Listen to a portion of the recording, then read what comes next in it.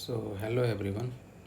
तो आज हम पढ़ने वाले हैं क्लास 10th का चैप्टर 6 का थ्योरम 6.1। तो आप पहले ट्रायंगल्स के बारे में जानते होंगे क्योंकि आपने पहले अपने पिछले क्लासेस में आपने पढ़ा हुआ है। तो अगर आप वो सब के बारे में जानना चाहते हैं तो मेरे वीडियोस को आप फॉलो करते रहें, मेरे चैनल को सब्सक्राइब कर लें और वीडियोस को ज़रूर लाइक करें। आज हम पढ़ने वाले हैं थ्योरम 6.1। तो ये थ्योरम आपका ये कहता है कि if a line is drawn parallel to one side of a triangle to intersect the other two sides in distinct points, the other two sides are divided in the same ratio.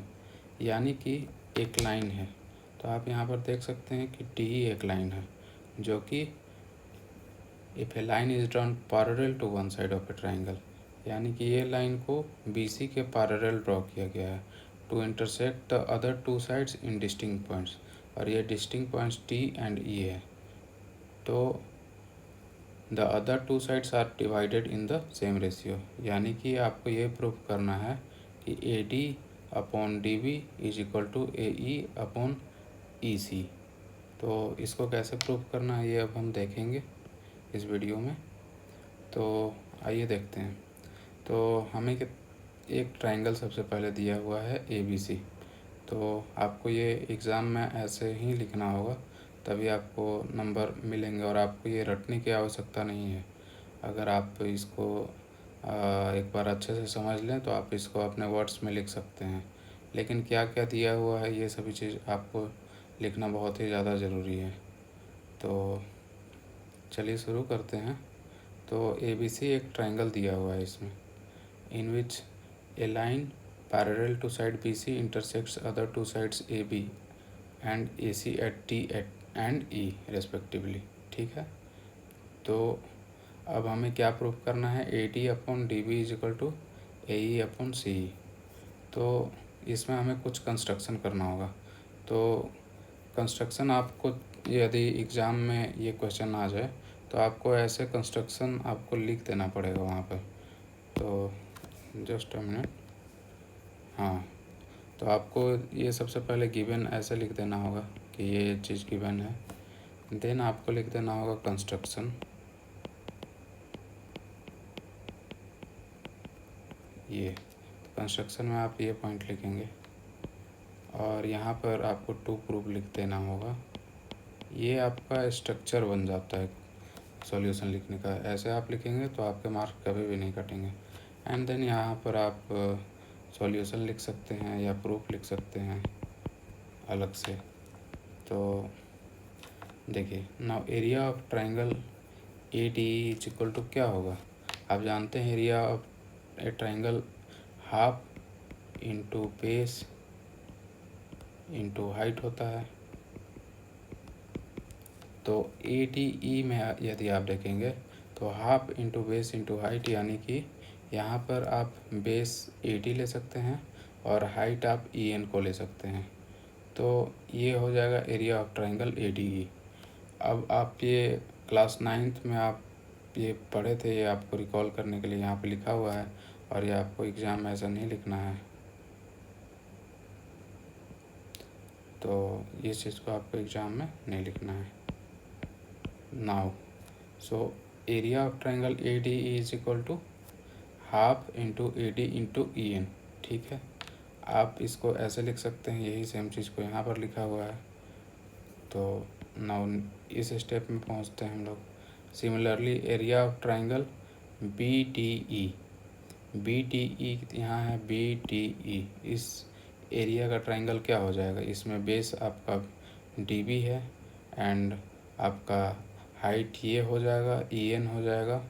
क्यों हो जाएगा height EN, क्योंकि आप previous classes में पढ़े होंगे कि यदि हाइट ड्रॉ करना है तो कंस्ट्रक्शन से हम किस प्रकार से यहाँ पर से ये कट करके उसके बाद उसका परपेंडिकुलर ड्रॉ करते हैं।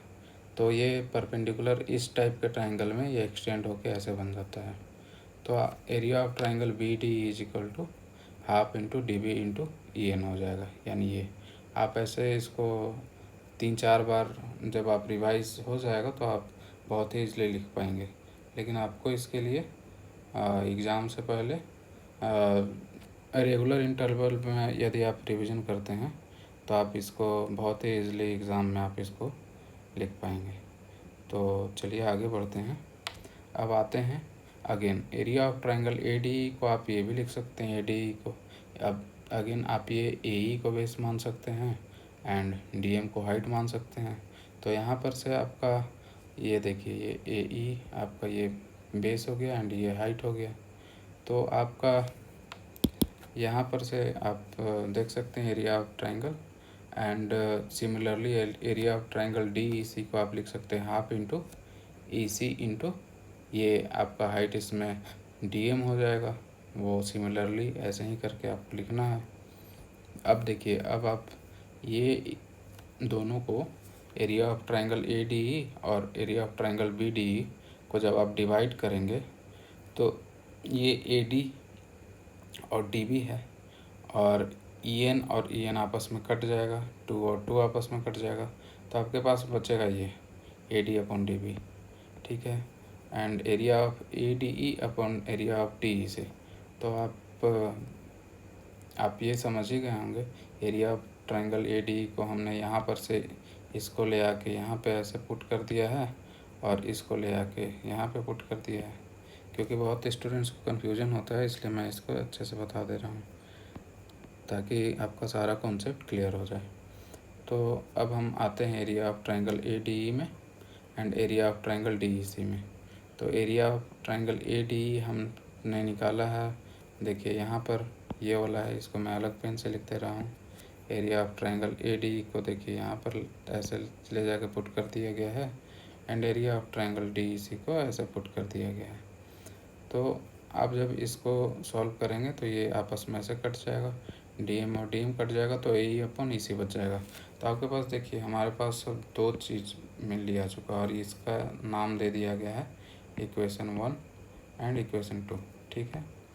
तो ट्रायंगल बी डी, अब आप देखिए इसमें triangle B D and D E C are on the same base T and between the same parallels B C and D E. So area of triangle B D E is equal to area of triangle D E C. तो आप ये previous classes में आप पढ़ चुके हैं कि area यदि 2 ट्रायंगल सेम बेस और सेम पैरेलल लाइंस के बीच में हो तो दोनों का एरिया आपस में इक्वल हो जाता है। तो यहाँ पर से आप देख सकते हैं area of triangle B D E, एक second, area of triangle B D E and area of triangle D E C, ये दोनों आप देख सकते हैं सेम बेस के बीच में है, that is D and between the same parallel lines D and B C. आप बेस किसी को भी बोल सकते हैं इसमें, क्योंकि ये दोनों ट्रायंगल लिए गए हैं तो एंड आपका बी डी ई है तो इसीलिए मैंने इसका बेस को डी बोल दिया है, ठीक है।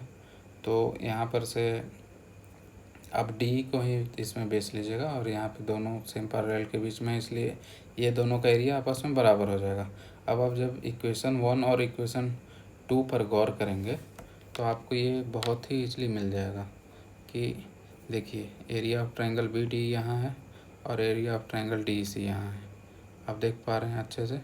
अब ये एरिया अगर आपस में इक्वल हैं तो ये ऊपर वाला एरिया ऑटोमेटिक ही आपस में इक्वल हो जाएगा। कैसे हो जाएगा, अगर किसी को नहीं समझ में आ रहा हो तो देखिए area of triangle A T E and area of triangle, यहाँ पर से मैं ये लिख रहा हूँ। अब आप area of triangle B T E को आप क्या लिख सकते हैं, area of triangle B T को आप टी ई सी लिख सकते हैं, क्योंकि from equation 3 area of triangle D E C लिख सकते हैं। तो ये हमें मिल गया कि ये और ये आपस में बराबर है, यानी कि इक्वेशन 1 और 2 आपस में बराबर है, इसलिए हम बोल सकते हैं A D upon D B is equal to A E upon E C. तो ये हो गया हमारा प्रूफ। तो आपको ऐसे लिख देना पड़ेगा वहाँ, therefore from equation 1, 2 and 3 we